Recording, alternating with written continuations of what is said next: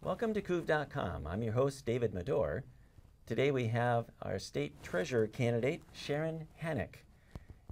Welcome, Sharon. Thank you very much, David, for having me here today and meeting all the viewers in this area, Vancouver area. You're welcome. You are the only candidate, I believe, that actually made it to our general ballot because you were a write-in candidate, right? Yes, it was a different pathway for me. I was not really had made that decision to run when the filing date came, which is earlier this year in May of 2012. I also had children graduating from high school and college on the same weekend, and the state convention of which my county was sponsored for. And just a lot of things going around. It was not on my radar. I totally assumed that another qualified candidate would be stepping up to the plate. In fact, we thought that the person who ran 4 years ago was going to be running again. So that was a very crazy, busy time for you.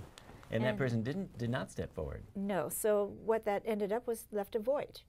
And so there was a Democrat running unopposed, and some folks said, hey, we would like to have choice, and we want to have a Republican on that spot. So I came forward and became the write-in candidate and received 32,000 votes out of all 39 counties. That is great.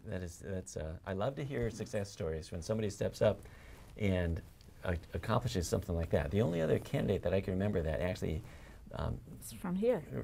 made it in a write-in campaign was Linda Smith years ago. Yes, and she was one of my role models for going into this, and I want to thank the folks of this area, folks of Clark County, of Cowlitz County. They were the ones that helped me make it to the ballot. Well, congratulations. That was good. Now there's two candidates now running for state treasurer. Correct. And you are one of two.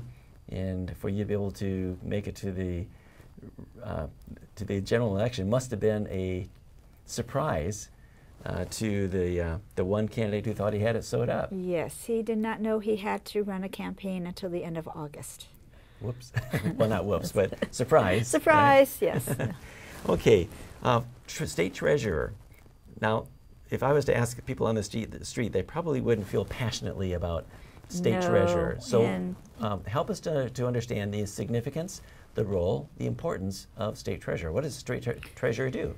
As I explored the possibility of what the state treasurer does, the responsibilities, and the role in all of the system of governance that Washington State has, I felt that state treasurer, on one hand, acts like the Bank of Washington State.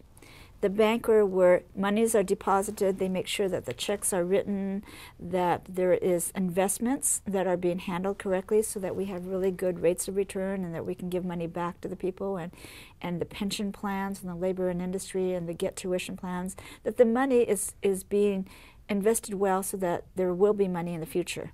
On the other hand, there's also the bonds. It's like the lending, making sure that we have loans to fund the projects that we need. And that would be where we have to make sure we have a decent bond rating system and just the lending mechanisms, and also be the conduit to help all the counties and other local governments have investments in bonds. That's on one hand. The other thing I bring to this, I believe, is that I have 9 years of being in the legislature where I have read bills, testified on bills, read budget bills. And I feel that there is sometimes a lacking of the integrity of the accounting system in that if there is issues or perhaps money being missing, that there seems to be no authority, no one really stepping up saying, I will be responsible, and making sure that we are securing and safeguarding the assets and the monies of Washington State. How closely do you work, does the state treasurer work with the state auditor? The auditor, if you think of this as a business, you have your accounting department, you have your board of directors, and then you have every once in a while an independent third-party auditor coming in to say, review the books and tell you what's going on. That is the role of the auditor's office. On the other hand, if there are problems, then whose responsibility is it to fix those problems? That goes up to the board of directors, or it goes down to the accounting department, the accounting system. Now let's imagine a situation where the board of directors say, I don't care. I don't care if those problems are fixed or not. And on the hand, I do have a newspaper article here that says the Office of Financial Management Director has said, we don't have to do audits anymore. We don't have to comply with these things. So if we have leadership that will not do the audits, will not improve the system, even though our wonderful auditing office is pointing out you've got these problems, then whose job is it? And that is where I want to bring one more layer of procedures to the treasurers, just because if I'm going to be in charge, it says, as according to RCW 4308, I am in charge of effective cash management of public funds. Then I believe that is under the purview of the Treasurer's Office to ensure that the deposits that are handed over to the government agencies actually make it to my bank account. So you're a eyes open, ensuring that the lights are turned on, ensuring there's accountability, make sure that there's processes in place. Right. Who has the enforcement power? Suppose that there's something very wrong. The auditor is going to be able to red flag that. But does Ideally, the auditor? It would be the governor's office. So the governor is the one to actually enforce something that's really correct. very wrong. So the auditor will say, hey, if there is something wrong, they'll catch it and say, hey, we got something very wrong here. It looks wrong. But are they the ones to actually investigate it, or are they the ones to enforce it? No, that's where there's a loophole in the enforcement policies. Back in 2004, I was actually using my accounting. I have a CPA experience from 1980 to 1998, and then I had tax and accounting experience, and currently I'm a tax accountant. So I bring with me this level of detailed accounting practices, but then also the overview, because I used to be an auditor myself. So I can do both ways. I can see the big picture, and I can also look at the details.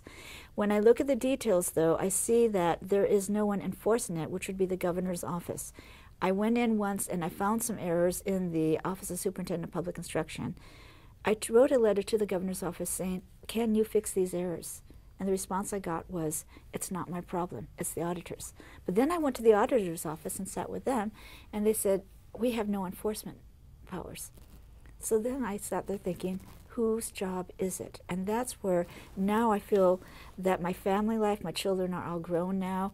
I can step forward and serve the state of Washington in the role of not just being that banker who makes sure the investments, make sure that the loans are being made, but that extra step of ensuring the integrity of the accounting structure of Washington State. So you can be proactive when it comes to ensuring, safeguarding the public trust there.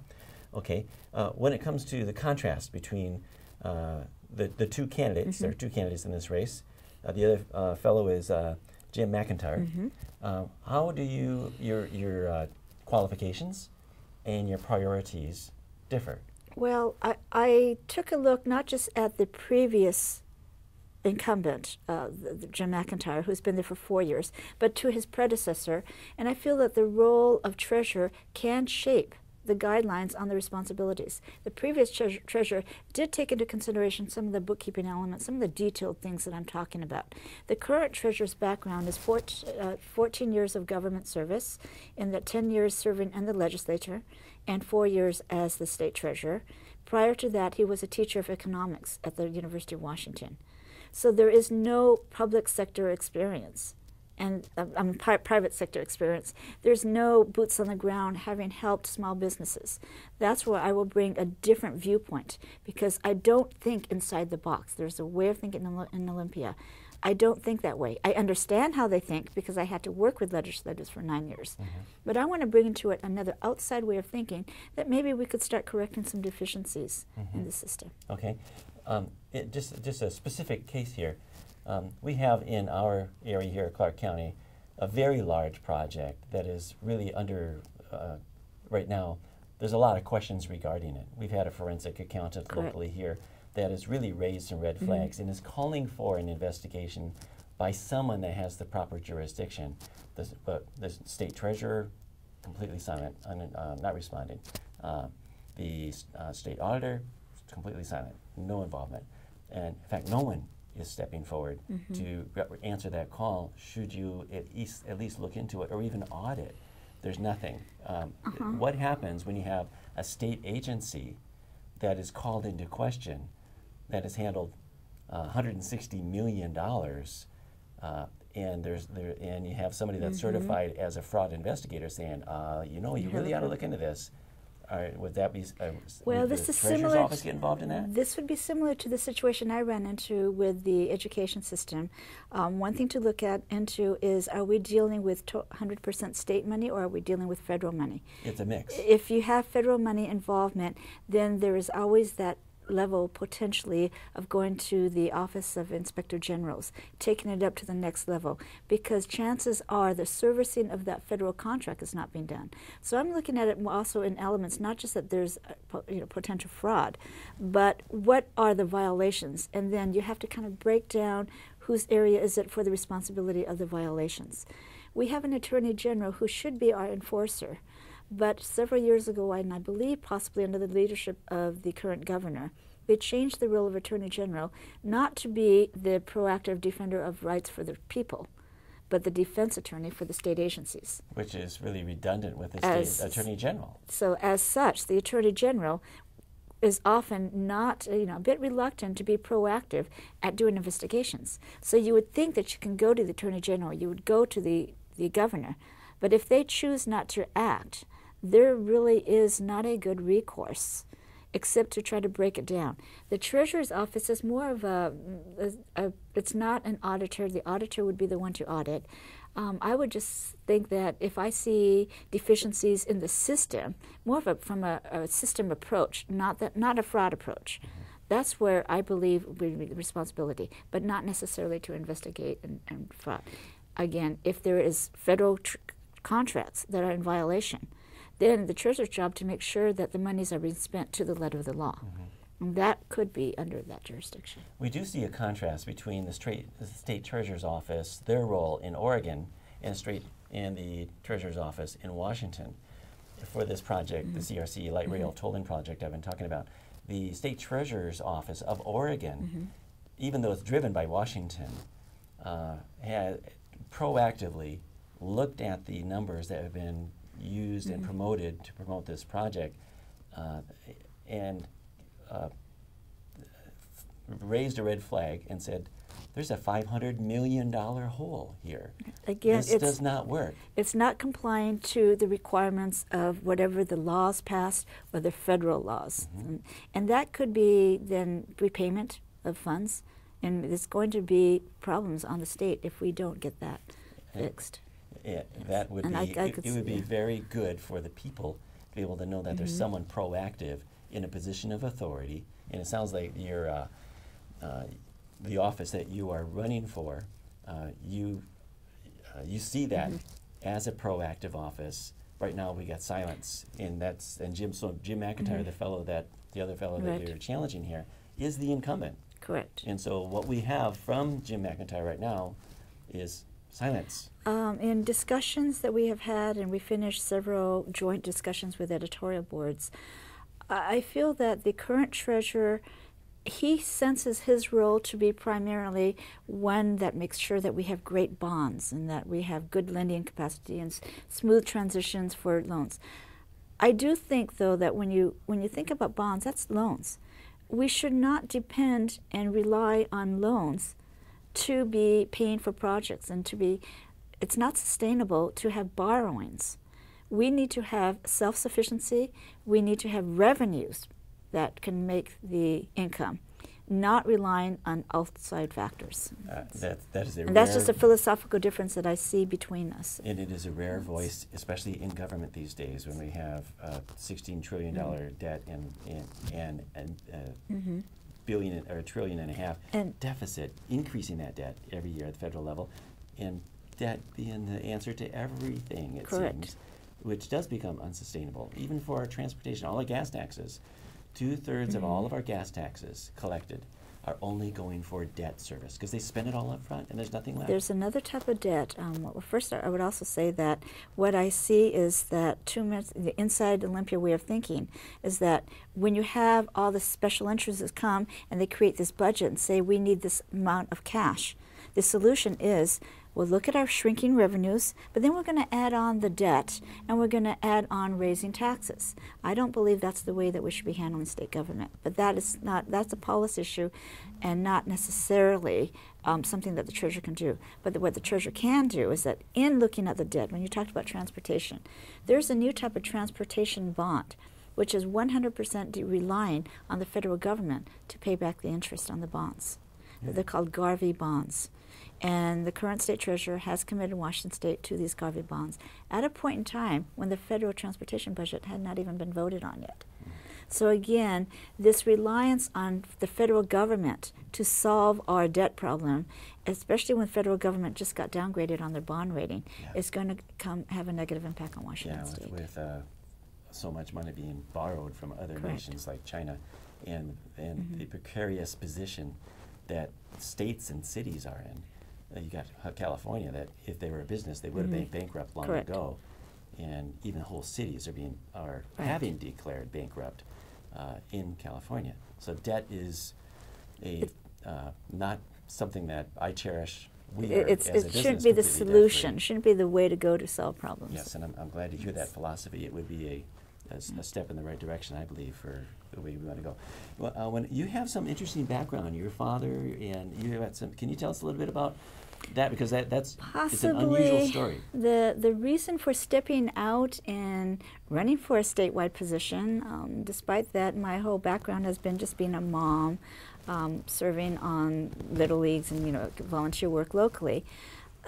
My father created a feeling in me that we need to be serving our country, and I get that possibly because he himself was someone that after World War II, during World War II, was one of the Japanese American men that was drafted into the Army and served in the military intelligence. As that, he became one of the, if you call it, decoders or interpreters of Japanese documents. Then he went overseas after the end of the war and served under MacArthur, helping to draft the Japanese Constitution.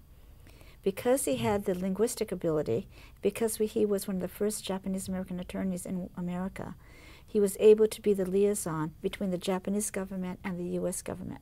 Hence, I grew up in Japan under this umbrella where he was the liaison of the status of forces agreements and work between the two governments. And I grew up with these Supreme Court justices, their children as my friends. So that's quite a heritage. You must be real proud of him.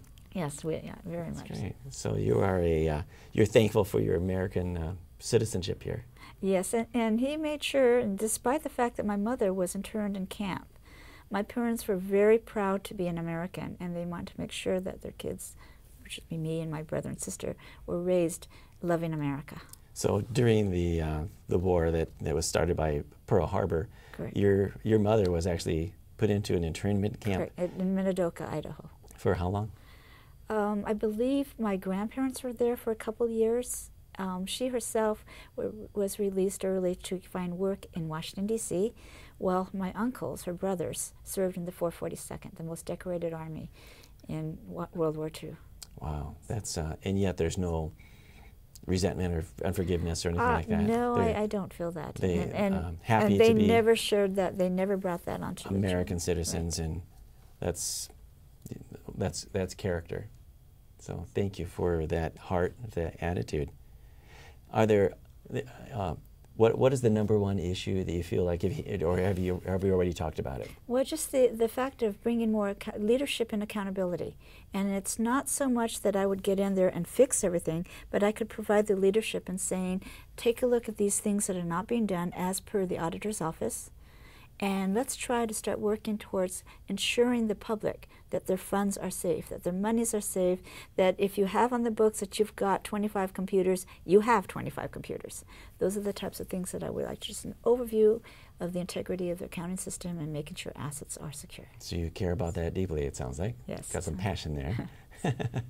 Okay, would you like to take a few minutes and talk directly to the voters? Yes. The primary thing I would like to say to the voters is that if you want to have accountability in Olympia, it's time to vote for accountant. We have too many public policy officials, people that have been inside Olympia with this certain kind of mindset of doing business the way it always has been done. And I think times are changing, and that we have a future that is uncertain. And with that uncertainty, we need to change the way Olympia does business. And part of that is how they handle their money. So again, if you want to have accountability in Olympia, you have to vote for the accountant. Thank you, and I appreciate your vote. And you have a website, Sharon? It's www.sharonhanek.com, and I have a Facebook that's a Sharon Hanek for State Treasurer. And that is spelled? SharonHanek, as in don't panic, vote Hanek. Okay, that's how you pronounce it. Very, very, very good. Any other way to reach you, email or phone that you want us to be able to share? Email is sharonhanek@gmail.com. And if you'd like to phone, it's 253-854-7075. I'm from the Tacoma area. Okay, very good. Thank you, Sharon. It's a pleasure to discuss with you.